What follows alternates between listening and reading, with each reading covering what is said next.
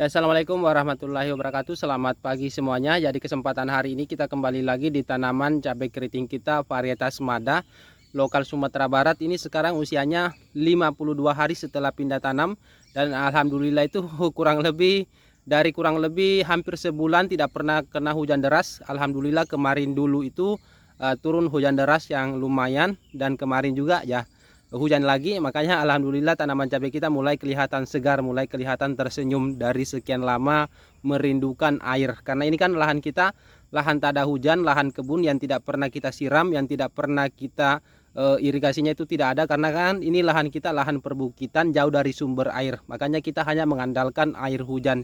Jadi kalau tidak turun hujan ya tanaman cabai kita kekeringan.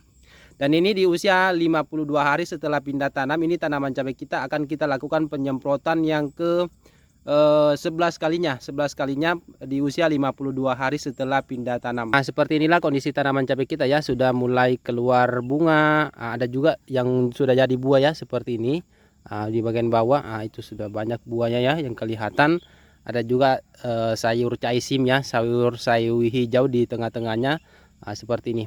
Dan inilah campuran obat yang akan kita gunakan di penyemprotan kali ini ya.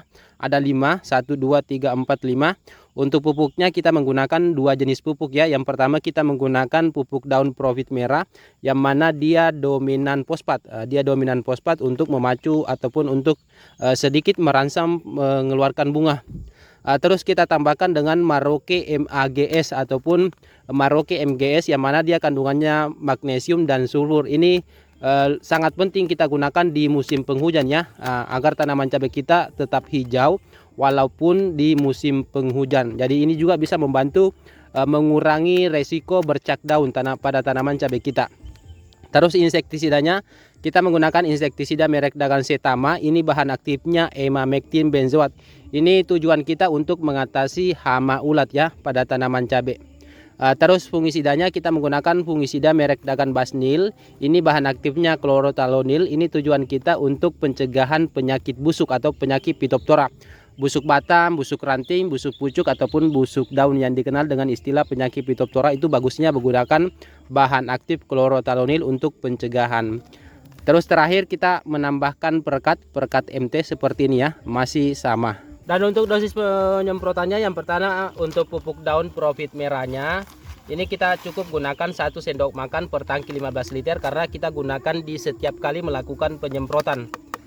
Terus ini untuk MGS-nya ya, atau magnesium sulfat, ini kita gunakan dosisnya 2 sendok makan karena ini kita gunakan di 8 hari sekali. Seperti ini ya. Terus fungisida basnilnya ini kita gunakan 2 sendok makan ya, tapi tidak terlalu penuh ya, sendok makannya tidak terlalu penuh, kurang lebih 2 sendok makan seperti ini ya. Terus insektisida setamanya yang untuk hama ulat ya, ini kita gunakan dosisnya 15 ml per tangki 15 liter. Terus terakhir perekatnya dosisnya sama 15 ml per tangki 15 liter. Ini tinggal kita aduk dan akan kita masukkan ke dalam tangki penyepraian. Jadi mungkin cukup sekian video kali ini, semoga bermanfaat bagi kawan-kawan semua. Sampai jumpa di video-video selanjutnya.